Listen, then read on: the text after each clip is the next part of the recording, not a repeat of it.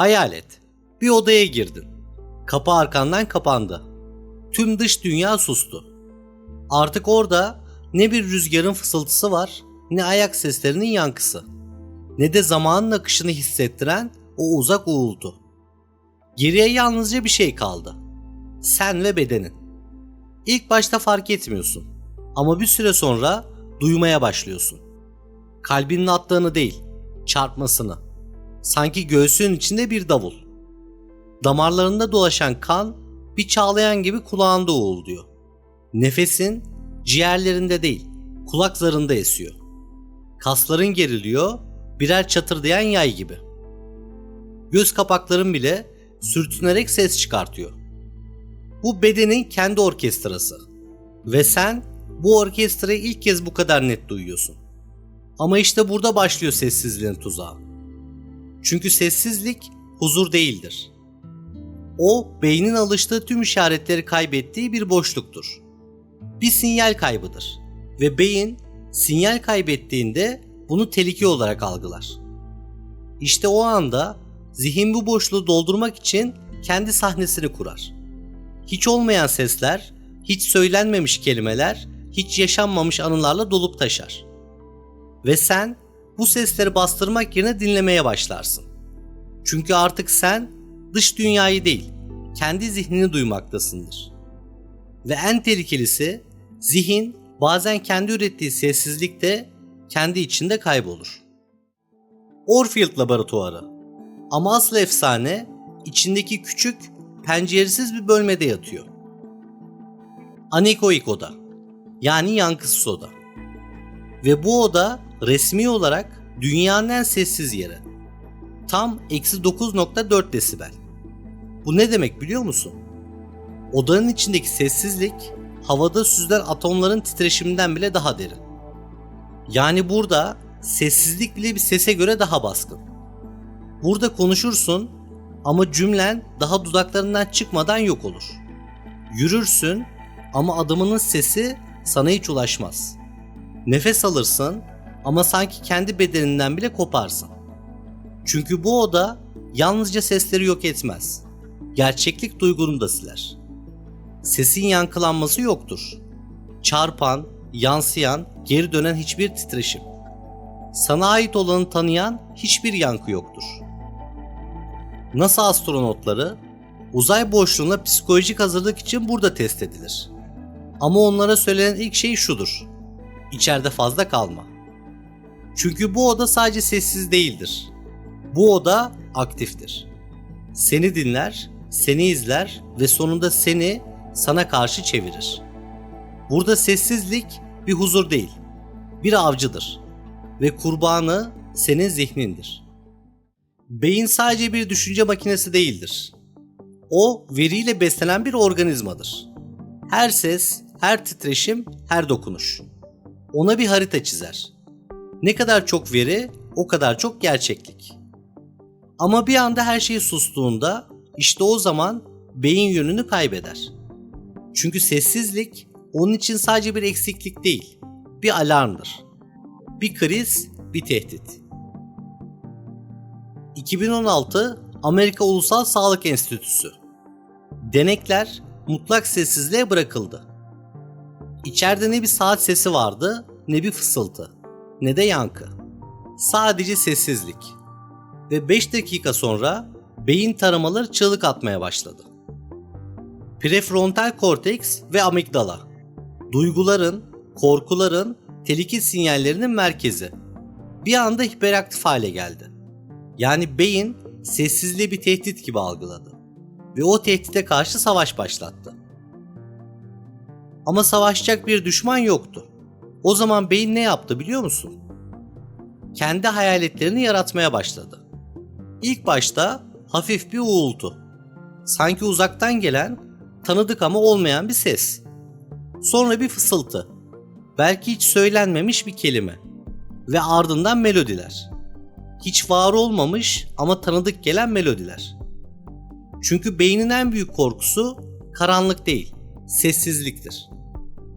Ve eğer o sessizlik uzun sürerse beyin gerçekle hayali ayırmaktan vazgeçer.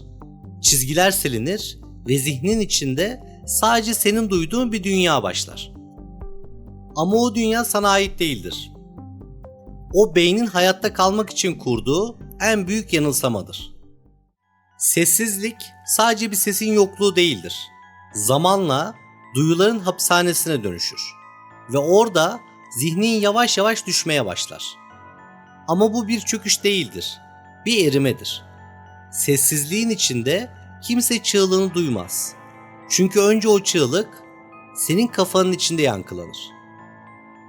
İlk bozulma zaman algısıyla başlar. Dakikalar saatlere dönüşür.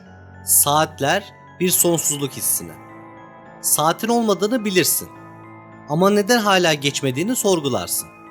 Ve her saniye içindeki sabrı yontar. Sonra mekan dağılır. Gözlerin açıktır ama nerede başladığını, nerede bittiğini bilemediğin bir boşluktasındır. Duvarlar var mı, tavan orada mı, yoksa sadece sen mi varsın? Ardından panik başlar.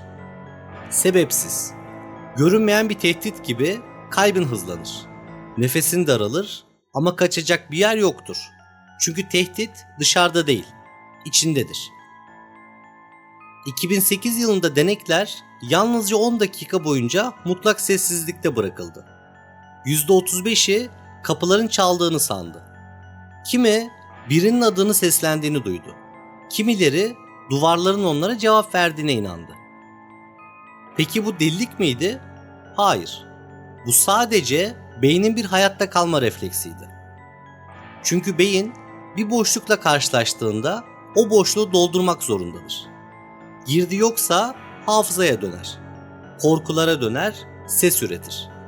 Gerçek olmayan bir dünya yaratır. Ama o dünya tıpkı bir rüya gibi zihinsel çöküşün kıyısında asılı kalır. Ve artık yalnız değilsindir. Seninle birlikte senin sesini taklit eden bir bilinç vardır. Ama o sen değilsindir. Ve o an artık geri dönüp dönemeyeceğini bile bilemezsin. Peki ya tüm bu sessizlik gerçekten sadece bir tehdit değilse? Ya bu mutlak boşluk zihni yok etmek için değil, onu yeniden kurmak için varsa? Belki de sessizlik sadece karanlık bir çukur değil, aynı zamanda bir aynadır. İçine baktığında ya kendini bulursun ya da hiçliğini. 2013 yılında araştırmacılar denekleri 2 saat boyunca hiçbir sesin olmadığı bir ortama yerleştirdi. Ne bir konuşma, ne bir müzik. Sadece saf, bozulmamış bir sessizlik. Ve ardından beyin taramaları yapıldı. Sonuç mu? Beynin hipokampus bölgesinde, yani hafızanın kalbinde yeni nöron bağlantıların oluştuğu görüldü.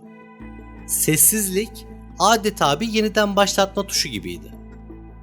Dış dünyadan arınan zihin kendi iç sistemlerini düzenlemeye başlamıştı. Bir tür içsel formatlama, bir arınma. Ama işte burada çok ince bir çizgi başlar. Sessizlik kısa süreli olduğunda zihni onarır. Ama aynı sessizlik uzadığında bir virüs gibi yayılır. Beyin yeniden yapılanmak yerine kendine karşı dönmeye başlar. Çünkü sessizlik dengede kalmayı kabul etmez. Ya seni iyileştirir ya da seni içine çekip sessizce yok eder. İnsanı delirten bazen bir çığlık değildir. Onun yokluğudur. Çünkü sessizlik görünmez bir duvardır. Ne çarpar ne ses çıkarır. Ama yavaş yavaş içine işler. Ve o duvarın ardında beyin kendi başına kalır. Dış dünyanın sesi sustuğunda iç dünyanın uğultusu yükselmeye başlar. Bir zaman sonra ne düşündüğünü ayırt edemezsin. Kendi sesinle zihninin sana karşı ürettiklerini karıştırırsın. Ve fark etmeden o sessizlik seni senden alır. Biz hep sanıyorduk ki gürültü tehlikelidir. Ama belki de en büyük tehdit hiçbir sesin olmadığı yerde beynin kendi sesini yaratmaya başlamasıdır. Çünkü o ses senin değil. O zihnin karanlıkta bıraktığı bir yankıdır. Ve o yankı asla susmaz. Abone ol. Çünkü bu kanalda sadece sesi değil, sessizliğin bile bize fısıldadığı gizli anlamları birlikte keşfediyoruz.